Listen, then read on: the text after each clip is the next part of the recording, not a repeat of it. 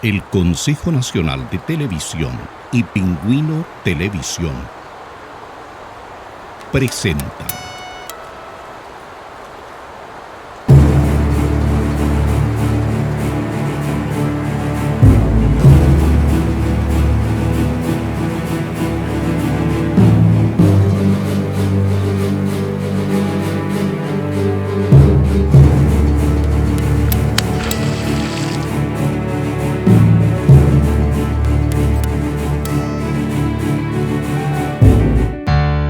Redescubriendo Patagonia, Cementerio de Fuerte Bulnes, un nuevo descubrimiento.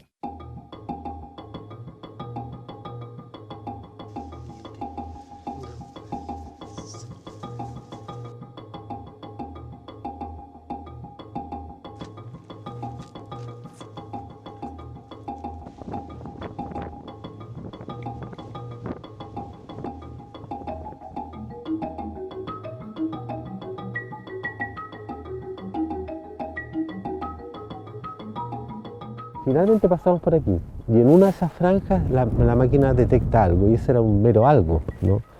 Dice aquí hay algo, tal cual.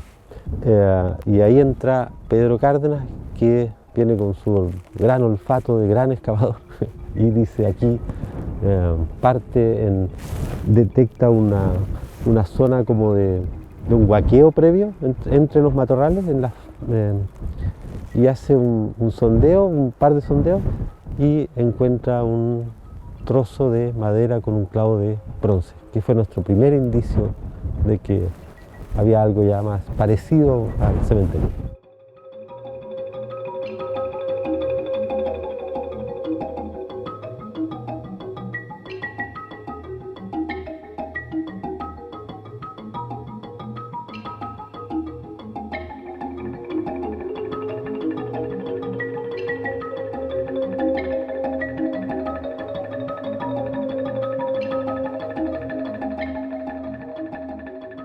¿Qué tiene importante este lugar? Bueno, es el primer cementerio chileno en este lugar. O sea, desde el punto de vista nacional, hay pocos actos de más significancia quizás en cuanto a soberanía que ya no solamente llegar y vivir en un lugar, sino que empezar a morir y quedarse definitivamente en él.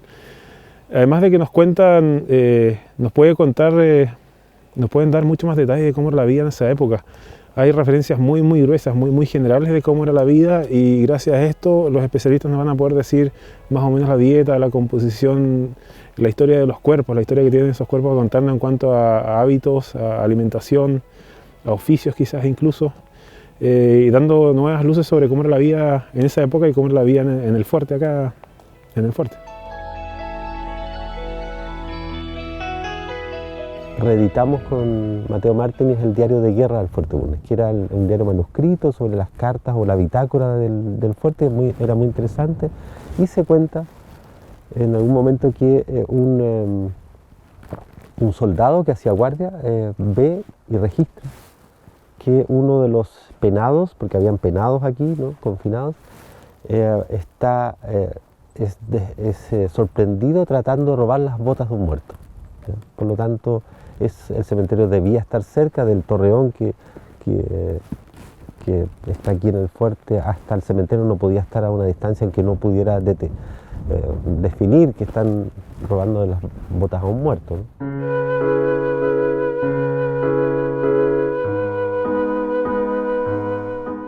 Así que el diario de guerra fue importante, y luego la búsqueda que iniciamos con Mauricio Cuercia del Museo Regional, en que ya nos devanamos los sesos releyendo los documentos, volviendo a interpretar las cosas, hasta que Mauricio repara en un detalle que fue muy importante, que era la cruz de Stokes, que decía que los restos de este señor están al otro lado de la bahía, y ahí comenzamos toda una nueva lucubración sobre la posición del fuerte, y finalmente, gracias a un proyecto que presentamos, que generamos con Mauricio y presentamos más adelante, gracias a la DIVAM, al gobierno regional, pudimos tener los fondos suficientes para iniciar esta búsqueda.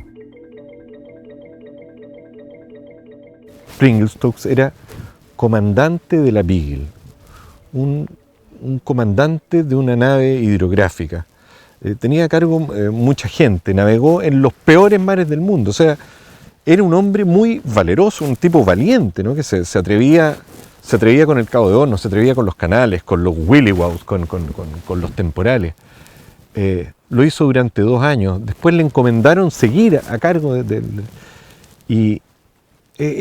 tiene su alma que haber tenido un sufrimiento inenarrable para tomar la decisión de matarse.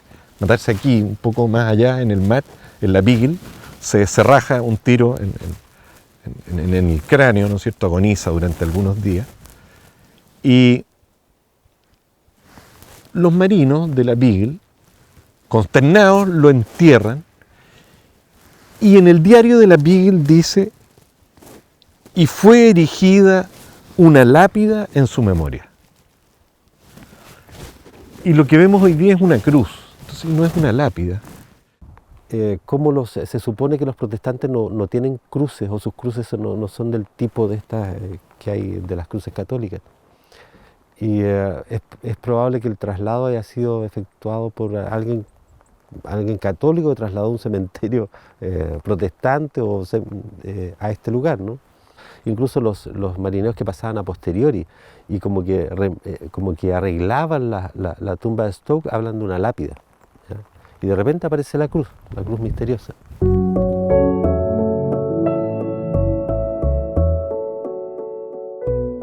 Bueno, para entender la importancia del fuerte y la importancia del viaje de la Betancourt, de dónde viene todo esto, hay que recordar, como nos enseñan en el colegio, las palabras de O'Higgins, sus últimas palabras, de que fuesen Magallanes. Independiente de que eso haya sido verdad o no, hay que recordar que Chile era un país bien joven, muy pobre en esa época, y ocurrieron un par de hechos a nivel mundial que hicieron de que alguien tan visionario como O'Higgins se diera cuenta que si Chile quería anexar más territorios, tenía que ser en ese momento. No hay que olvidar que O'Higgins estuvo cuando joven en Inglaterra. Él vio la revolución industrial, él vio básicamente las máquinas a vapor, vio los ferrocarriles. Él sabía lo que se venía seguramente en algún momento a Sudamérica. El ocupar el estrecho de Magallanes para un país joven y pobre no era una buena perspectiva. Acá no había básicamente llegado ninguna otra potencia europea porque no se le veía un valor aparente a este lugar. El vapor iba a permitir que un barco perfectamente eligiera su rumbo por la mitad del estrecho, por decirlo de alguna manera, acortar el tiempo de viaje y acortar el riesgo prácticamente, de agarrar un temporal a mar abierto en el Cabo de Hornos. Esto es clave entender para entender de por qué O'Higgins pensó que Chile podía hacerlo. El viaje a la Betancourt se arma en Chiloé, es financiado por la República de Chile, eso sí. Este es un proyecto a nivel nacional muy importante. Se envían vituallas, se envían cosas desde Valparaíso, desde los apostaderos navales. Es un proyecto que se armó a nivel país. Desde el presidente hasta el gobernador de Chiloé se vieron involucrados. Acá llegaron soldados, llegaron marineros y en un par de casos sus familias. Pero Betancourt llegó con menos de 30 personas prácticamente, y los que quedaron acá en el edificio fundacional inicial fueron solamente 11, de los cuales 2 eran mujeres. Ahora, hay un punto acá que recordar. La Punta Santa Ana, que es esta península que se mete 3,5 kilómetros, casi 4 dentro del mar, es el lugar que ellos eligen para recalar y donde establecerse por el simple hecho de que todo el mundo pasaba por acá. Ellos, si querían tomar posesión del estrecho y la Patagonia en ese momento, necesitaban estar donde fuesen visibles.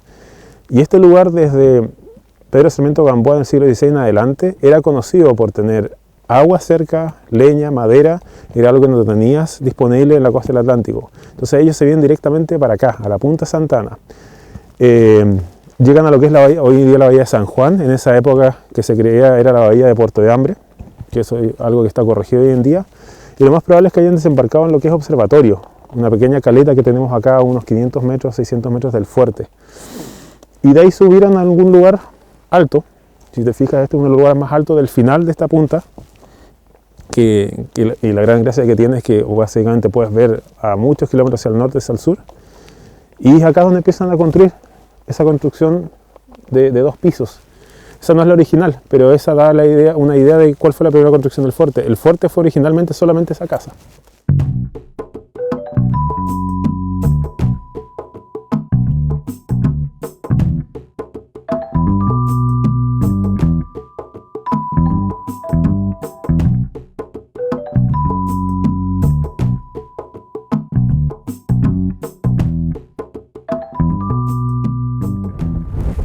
de ahí comienzan las preparaciones de esta excavación. Viene un equipo que habíamos contactado de antropólogos físicos, Arturo Sáez, Evelyn Munzenmayer, Felipe de la Calle, que era un conservador que estaba preocupado del tema de la conservación o el destino de las cosas.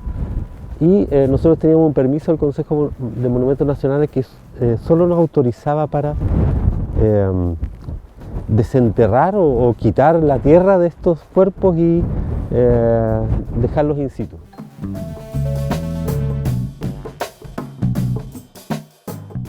Yo diría que uno de nuestros mayores inquietudes o lo que me provocó más distorsiones de esta búsqueda fue precisamente el pintor, Ciccarelli, porque pintó el año 48 y no aparece el cementerio. Entonces, dijimos, deducción, él pintó desde el cementerio. Entonces, y fuimos a buscar el cementerio a lo que llamamos ahora Loma Ciccarelli.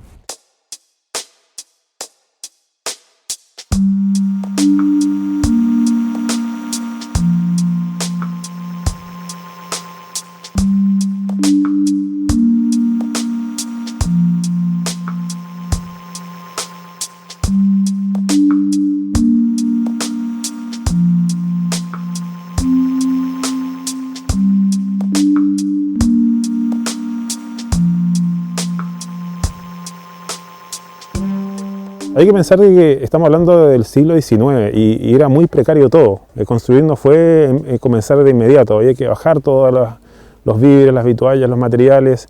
En la goleta Ancud, no sé si la han visto, pero venían 23 personas prácticamente hacinadas ahí. Entonces, el empezar a construir fue todo un desafío y finalmente construyeron esa casa de 2 pisos, que en el plano de 1845 aparece nombrada como la Casa Fuerte. Cuando se funda, prácticamente todavía no tienen contacto con los tehuelches, que esa es otra de las cosas que fue notable. A los pocos meses de que a las pocas semanas desde que la goleta Ancud se fue y dejó 11 personas acá, llegó básicamente una caravana de tehuelches, a Oniquenque, liderados por un tipo que se hacía llamar Santo Centurión, que era un uruguayo que aparentemente estaba actuando como jefe o cacique del bando que llegó a visitar el fuerte.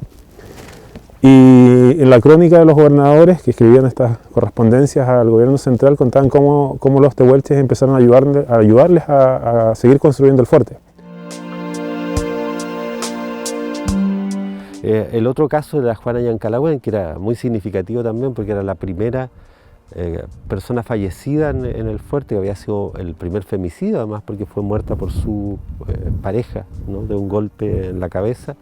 Identificado también en el diario de guerra que había sido atacada por su marido y le había dado un golpe en la cabeza, que la gente que encontró su cuerpo vio ese golpe en el cráneo y nosotros creíamos que también podíamos identificarla. De hecho, hay una mujer que todavía no identificamos a ese nivel, que es Juana Yancalahuen, pero hay una mujer, podría ser ella, no sabemos actualmente.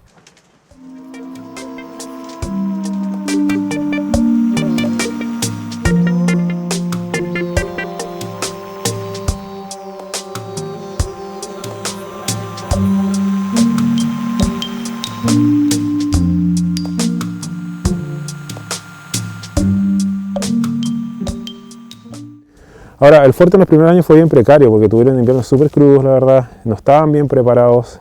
Hay que acordarse que esto era el siglo XIX, por lo tanto la tecnología, si bien quizás en Europa habían avanzado en un montón de cosas constructivas y acá no había nada de eso.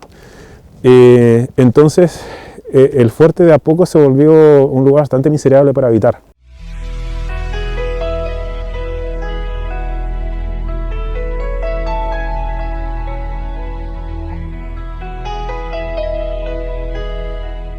Identificamos el lugar, identificamos las tumbas, pero en realidad la identificación ya es un proceso mucho más complejo.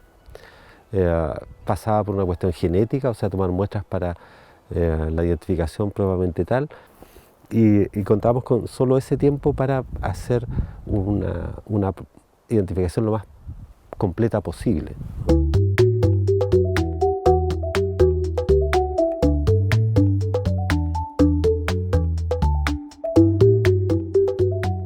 Desde el punto de vista de la investigación más básica, lo que tenemos es bastante claro. Hay una mujer, porque tiene que tiene DNA mitocondrial de origen amerindio, es decir, indígena.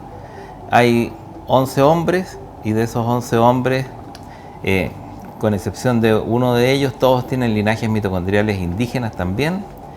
Y la mayoría de los cromosomas Y, es decir, de los linajes paternos, son de origen europeo.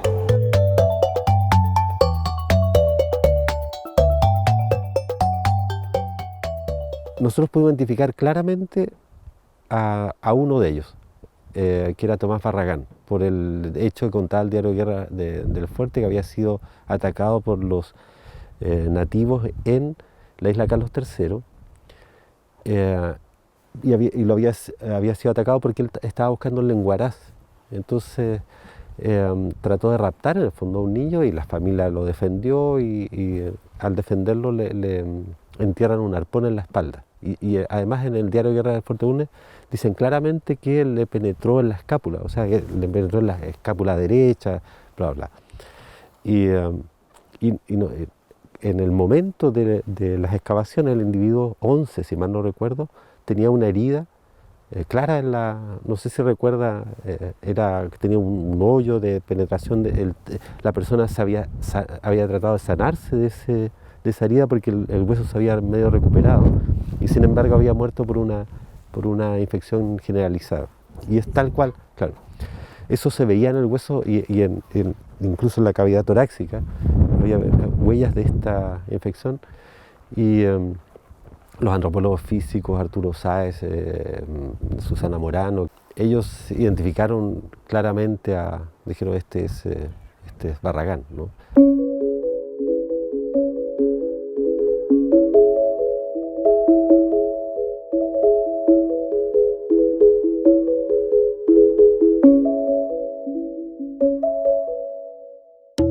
La búsqueda del cementerio tiene una larga data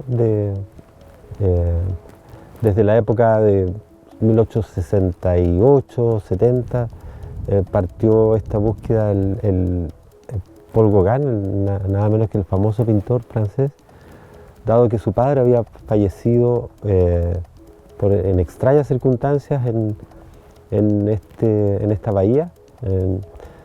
Cuando pasaba de camino al Perú, la historia está más que bien contada por Vargas Llosa en uno de sus últimos libros, y dado que tenía parientes, su mujer en Perú, él trató de llegar y murió acá en el Estrecho de Magallanes. Además tenía estas huellas magníficas del uso de una pipa, ¿no? Que se le había marcado los dientes, está clarísima y muy bonita. Y el otro que es muy interesante es una presencia documental, ¿no? Que nos dice que están los restos de un marino que pasa por acá, relata que había una lápida que decía: aquí yacen los restos del gobernador asesinado. Y hay dos gobernadores asesinados, Filippi, que su cuerpo desaparece allá en Cabeza del Mar, y luego Muñoz Gamero, que es el que tiene más lógica que esté acá, porque es asesinado durante el motín de Cambiaso. Se supone que Punta Arenas no tenía cementerio todavía, que este era el cementerio de la ciudad, porque de hecho tenemos evidencia que trasladan gente gente que muere allá, las trasladan acá. Entonces, ¿por qué no iba a estar el gobernador asesinado, ¿no? Que es Muñoz Gamero, y sería tan importante para nuestra región identificar los restos de este triste personaje, ¿no? Por su muerte. El fuerte alcanzó a tener 3 gobernadores, uno que se repitió, y fue finalmente uno de ellos que decide que este lugar no era el definitivo para que Chile estableciese una colonia, y empieza a mirar hacia el norte de acá. Encontró varios lugares y se convenció finalmente por la Punta Arenosa.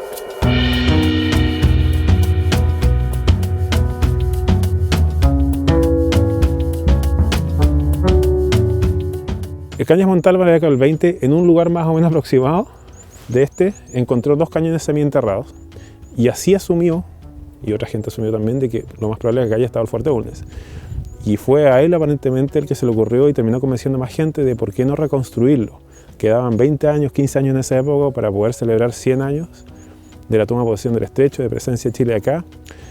Algo que que fue notable para la geopolítica del país. O sea, el mapa de Chile hoy en día sería muy distinto si es que la Goleta Ancud no hubiera llegado acá.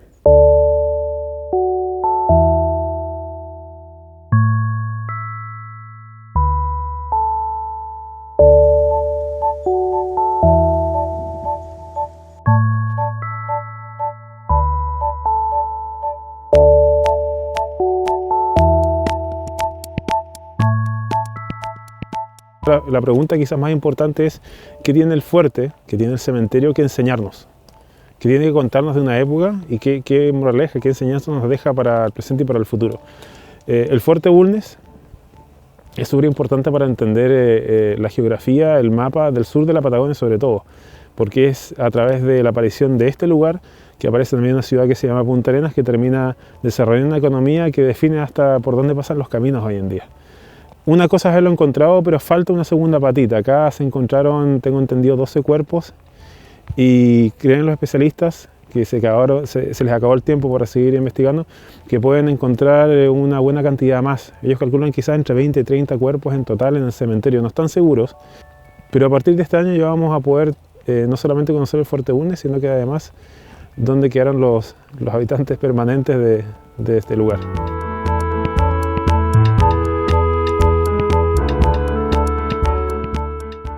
Durante 100 años el cementerio desaparece de la memoria casi colectiva de Magallanes.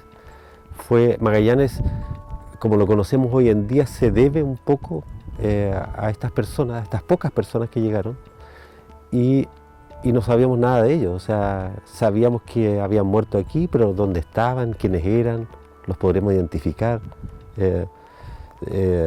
Y eso era como algo que rondaba, o nos rondaba al equipo. Y fue muy gratificante poder encontrarlos y decir, y nosotros cuando parto la conferencia de prensa, cámaras, periodistas, gente, anunciamos, estamos todos contentos aquí, la gente no sabe en general, y yo parto dictando los nombres de las personas que hay enterradas aquí, ¿ya? O sea, habían salido del anonimato y estas importantes personas, para todos nosotros los magallánicos habían aparecido, estos desaparecidos habían aparecido, y esto con la memoria de nuestro país, esto también era doblemente significativo, ¿no?